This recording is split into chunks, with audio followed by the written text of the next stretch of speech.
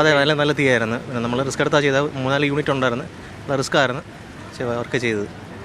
ശക്തികുളങ്ങര പള്ളിക്ക് സമീപമുള്ള തീരത്തടിഞ്ഞ കണ്ടെയ്നർ, അതായത് 9 കണ്ടെയ്നറുകളാണ് ഇവിടെ അടിഞ്ഞത്. അതിൽ നമ്മളിപ്പോൾ ഈ ദൃശ്യങ്ങളിൽ കാണുന്ന കണ്ടെയ്നറിനാണ് വലിയ രീതിയിൽ ആ തീപിടിക്കുകയും പുക ഉയരുകയും ചെയ്തത്. അതായത് ഈ കണ്ടെയ്നറുകൾ നോക്കിയാൽ അറിയാം, സാധാരണ ഇത്തരത്തിൽ ഉള്ള ഒരു ഫോം ഉണ്ടാവും. ഈ കണ്ടെയ്നറുകളുടെ അകത്തെല്ലാം തന്നെ ഇത്തരത്തിൽ ഉള്ള ഒരു ഫോം ഉണ്ടാകും. ഈ കണ്ടെയ്നറിൽ, അതായത് അവരത് ലോക്ക് കട്ട് ചെയ്യുന്ന സമയത്ത് ആ ഫോമിൽ തീപിടിച്ചു എന്നുള്ളതാണ് മനസ്സിലാക്കാൻ കഴിയുന്നത്. ഈ കണ്ടെയ്നറിൻ്റെ അത്തരത്തിലുള്ള ഒരു തെർമോക്കോളിന് സമാനമായിട്ടുള്ള പദാർത്ഥം മുഴുവനായിട്ട് അത് കത്തിപ്പോവുകയും ചെയ്തിട്ടുണ്ട്. വലിയ രീതിയിൽ നമ്മൾ ആ ദൃശ്യങ്ങളിൽ കണ്ടതുപോലെ തന്നെ വലിയ രീതിയിൽ അതുകൊണ്ട് തീ പടരുകയും ചെയ്തു. പക്ഷേ കൃത്യമായി ഫയർഫോഴ്സ് ഉൾപ്പെടെ അത് കൃത്യമായി സ്ഥലത്തെത്തിയത് കൊണ്ടാണ് ആ തീ സമയത്ത് അണയ്ക്കാൻ കഴിഞ്ഞത്. ഇതെല്ലാം തന്നെ ഫ്രീസിങ് വരുന്ന കണ്ടെയ്നറുകളാണ്. അപ്പോൾ ഇത് പൊളിച്ചു മാറ്റിയതിന് ശേഷം മറ്റ് നടപടികളിലേക്ക് കടക്കുക എന്നുള്ളതാണ് സ്വാഭാവികമായി ചെയ്യാറുള്ളത്. എന്തായാലും ഈ ഫയർഫോഴ്സിലെ ഉദ്യോഗസ്ഥനായിട്ടുള്ള സാബുലാൽ സാർ നമ്മോട് ചേരുന്നുണ്ട്. എന്താണ് നമുക്ക് കിട്ടിയ ഒരു വിവരം എന്ന് പറയുന്നത്? നമുക്ക് ചവറ നിലയത്തിൽ നിന്നാണ്. അതായത് ഞങ്ങൾക്ക് ഇവിടെ തീ പിടിക്കുന്നു. ഞങ്ങളുടെ സിവിൽ ഡിഫൻസ് അംഗങ്ങളാണ് ഞങ്ങളെ വിളിക്കുന്നത്. അങ്ങനെ ഇവിടത്തേക്ക് വരുന്നു. പെട്ടെന്ന് തന്നെ 2 വാഹനങ്ങൾ വന്നു. അതുപോലെ തന്നെ ചാമക്കട നിലയത്തിൽ നിന്നും ഒരു വാഹനം, അതോടൊപ്പം തന്നെ അവിടെ വലിയ രീതിയിൽ അതായത് പുകയായിരുന്നു.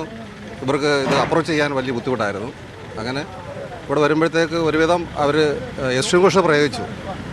ഒരുവിധം അത് തീവ്രത കുറഞ്ഞിരുന്നു. എത്ര യൂണിറ്റാണ് സാർ ഇവിടെ എത്തിയിട്ടുണ്ട്? 3 നിലയത്തിൽ നിന്ന് യൂണിറ്റ് എത്തി. ചവറ, ചാമക്കട, കടപ്പാക്കട 3 നിലയത്തിൽ നിന്നായിട്ട് 10-30ഓളം ജീവനക്കാരെ സംഭവത്തിലെത്തി. കാറ്റിൻ്റെ ഒരു പ്രശ്നം ഉണ്ടായിരുന്നു. ശക്തമായ കാറ്റുള്ള കാരണം തീ അണയ്ക്കാൻ ഇച്ചിരി സമയമെടുത്തു.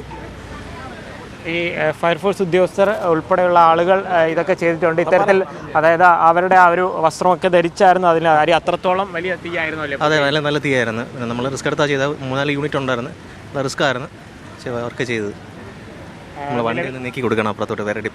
നിലവിൽ എന്തായാലും ഈ ഫയർഫോഴ്സിൻ്റെയൊക്കെ സംയോജിതമായ ഇടപെടലുകൾ കൊണ്ട് വലിയൊരു അപകടം ഒഴിവായി. ഈ മരുത്തടി വാർഡിലെ കൗൺസിലർ നമ്മോടൊപ്പം ഇപ്പോൾ ചേരുകയും ചെയ്യുന്നുണ്ട്. ആളുകൾക്കൊരു ആശങ്കയുണ്ടായ ഒരു സമയമായിരുന്നു. എന്തായിരുന്നു സംഭവിച്ചതെന്നാണ് നമുക്ക്? 12 മണിയോടെയാണ് ഇങ്ങനെ തീ ഉണ്ടായത്. 12 മണിക്ക് ശേഷമാണ്. അപ്പോൾ ഫോമിനാണ് തീ പിടിച്ചത്. തീർച്ചയായും ഇത് വലിയ രീതിയിലുള്ള പുക നല്ല രീതിയിൽ പോയിട്ടുണ്ടായിരുന്നു. അപ്പോൾ അതിവിടെ നിന്ന് കണ്ടവർക്കും വീഡിയോയിലൂടെയൊക്കെ കണ്ടവർക്കും വീഡിയോ ഒരുപാട് പേർക്ക് അയച്ചു കൊടുത്തിട്ടുണ്ടായിരുന്നു. ഇവിടെ നമ്മുടെ ഗ്രൂപ്പിൽ നിന്നൊക്കെ ഒത്തിരി ആളുകൾ വിളിക്കുന്നുണ്ടായിരുന്നു. ഡിവിഷനിൽ നിന്ന് ഒരുപാട് പേര് തിരക്കുന്നുണ്ടായിരുന്നു. അപ്പോൾ ഈ വീഡിയോ പെട്ടെന്ന് അങ്ങ് എല്ലായിടത്തേക്കും എത്തി. കുറച്ചുകൂടെ സുരക്ഷ എടുക്കേണ്ടതല്ലായിരുന്നു? ഇപ്പോൾ ശക്തമായ കാറ്റ് നിന്നതുകൊണ്ടാണ് ഇതിൽ നിന്ന് തീ പടർന്ന് ഫോമിലേക്ക് പോയതെന്നാണ് അവർ നമ്മളുടെ അടുത്ത് പറഞ്ഞത്. അപ്പോൾ തീർച്ചയായും നമുക്കിത് അടിയന്തരമായി ഇവിടുന്ന് മാറ്റേണ്ടത് ഏറ്റവും അത്യാവശ്യമാണ്. മണ്ണടിയുന്നതായിട്ടുള്ള പ്രശ്നങ്ങൾ ഇവിടെ തന്നെ നിലവിലിപ്പോൾ ഉണ്ട്. അപ്പോൾ നമ്മൾ ഇപ്പോൾ അവരുടെ അടുത്ത് ചോദിച്ചിട്ടുണ്ട്. ഇനി ഇത്തരത്തിൽ ഉണ്ടാവാതിരിക്കാൻ വേണ്ടി മുൻകരുതലുകൾ എടുത്തിട്ട് വേണം ചെയ്യേണ്ടതെന്ന് അറിയിച്ചിട്ടുണ്ട്. കൗൺസിലർ സുമിയാണ് ഈ കാര്യങ്ങളൊക്കെ പറഞ്ഞത്. എന്തായാലും തുടർന്ന് വീണ്ടും ഈ കണ്ടെയ്നറുകൾ ഈ സ്ഥലത്ത് നിന്ന് ഇപ്പോൾ മാറ്റുകയാണ്. മാത്രമല്ല ഈ കട്ടിങ്ങിന് ഉപയോഗിച്ച സിലിണ്ടറുകൾ ഉൾപ്പെടെ ഇപ്പോഴും ഇവിടെ കിടക്കുന്നുണ്ട്. അപ്പോൾ ഒരുപക്ഷെ ഇതിൽ നിന്ന് ആയിരിക്കാം ആ കട്ടിങ്ങിന് ഉപയോഗിച്ചത് എന്നുള്ള കാര്യമാണ് മനസ്സിലാക്കാൻ കഴിയുന്നത്.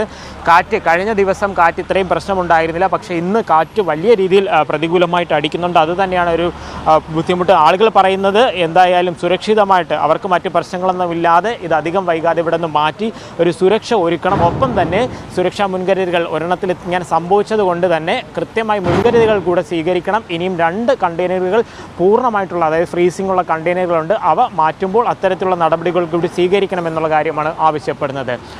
ശക്തികുളങ്ങരയിൽ നിന്നും രതീഷ് മാടമ്പിശേലിനൊപ്പം ലിജോ റോളൻസ്, മീഡിയ 1.